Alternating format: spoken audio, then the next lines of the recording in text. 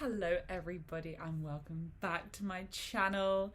Thank you so much for clicking on today's video. I'm sitting super chill, we're chilling out, jeans and a t-shirt kind of chat, because today we're going to talk about the cycle of when you're good at something, does that make you passionate?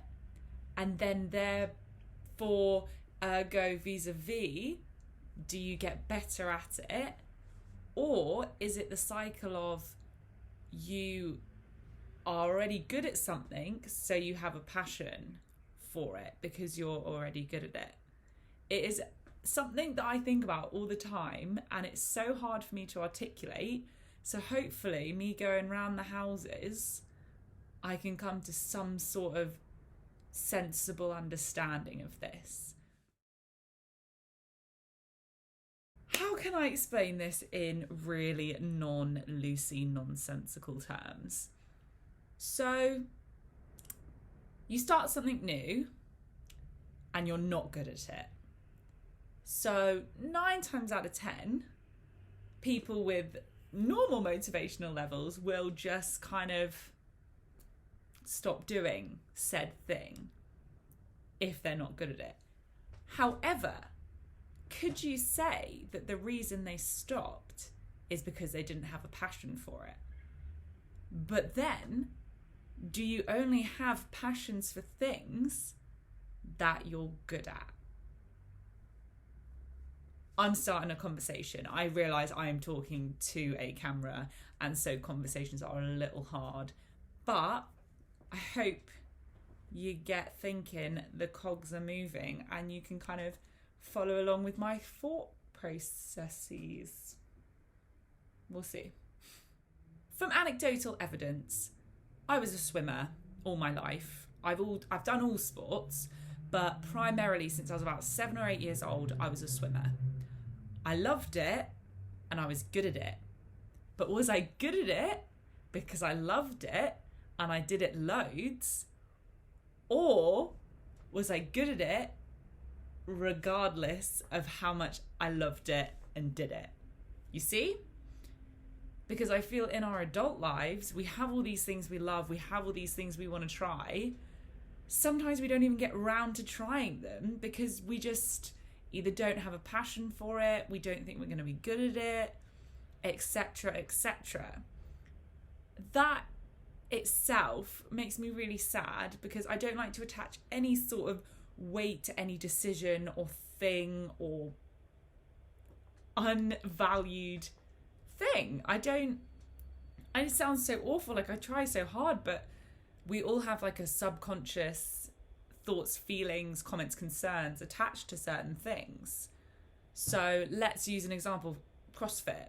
A lot of people tell me that it's not up their street, it's not something they want to try.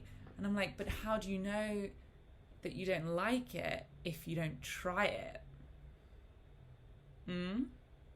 A lot of people say with CrossFit is they don't like competitive working out, they don't like, pushing themselves so hard and whatnot. And again, if you want to hear my thoughts on CrossFit and how I got into it and why I love it, I do have a video on that. But I think the reason I fell in love with CrossFit and got a passion for it is not necessarily that I'm good at it, because like I said, I'm not going to regionals, I'm not going to the games and all that, but I love CrossFit and I have a passion for CrossFit. So that keeps me going, which means by default I'm getting better. Do you see? This is why it's such a strange cycle. I've heard it spoken about on one of my favourite podcasts, which is the Work for Change podcast. I love it so much I can't even say it. The Work for Change podcast with Obese to Beast, which loads of people know, but then his brother is John Glaude, because he's Jean Glaude and he's John. Whatever. Names irrelevant, but it does make me smile that those are the names. But they've spoken about this before. It's like, can you get a passion for something without being good at it? Or does the passion come because you are good at it and you do it more and therefore get better at it? It's such a weird cycle. And now I've kind of like maybe planted that seed in your head. You might be thinking, wait a second, I can apply that to certain aspects of my life. So bringing this full circle nice and quick, because I realised I might have gone off on a weird one, but what areas in our life can we improve on in terms of we're not very good at it, so we almost shove it to the side? Something that we're actually bringing up in our personal training course right now, is potential barriers to exercise, potential barriers to completing a 12-week training program, etc. A lot of them are that you just simply don't do that movement or that exercise or that, you know, upper body, lower body. You don't do that because you're not very good at it. Well, guess what? You're not going to get better at it if you're not very good at it and you avoid doing it. Spoiler alert, you're not going to get better at it. So I challenge you to think about this when you are planning workouts, when you are planning the approaches, the sorts of things you do want to do. Think about the things you're not good at. Think about why you're not good at them. Think about the passion you have attached to them, any sort of weight mentally you have attached to them, and decide whether that's why you're not progressing in it. Because there are things, for example, I play the violin, not well, but I played it all throughout from when I was, 4 or 5 to when I was about a teenager. I think I gave it up in year 9, so I did my GCSEs, I don't know. But I was not passionate about it. I didn't get better at it. Therefore, I lost even more passion, so I wasn't motivated. It's a cycle, if you were. I don't think it's linear, and I know John Glaude also has made this statement, like motivation and passion and getting better at something is cyclical, not linear. If only it was simple, like you have a passion, you want to do something, you do it more, you get better at it, which I wish it were that simple, but sometimes you're just not made for those sorts of things.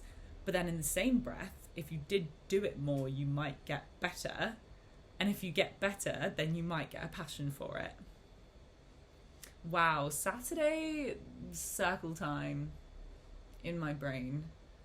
These are the sorts of things that I think about like on a daily basis, and it's quite nice to just word vomit them out and edit them together and put them on the internet and see if anyone agrees with me. Do you understand? Anyway, jeans and a t-shirt kind of conversation. I hope that has planted a seed or food for thought in your brain and has got you thinking about the things you're passionate about, the things you're good at, things you're not good at, and the things that you might be able to improve on and therefore get more passionate about as you get better. I've gone round the houses. Welcome to Saturday sit down, Lucy's ship shape, all that wildness. Thank you guys for checking in. Thank you for clicking on this video, and thank you for listening and cleaning up my word vomit. I hope you have a lovely rest of your day. Do follow me on YouTube. Do follow me on Instagram @LucyShippers, @LucyShipShape. Subscribe, ding-a-ling the bell. If you've enjoyed this video, give it a thumbs up. If you haven't enjoyed this video, also do give it a thumbs up.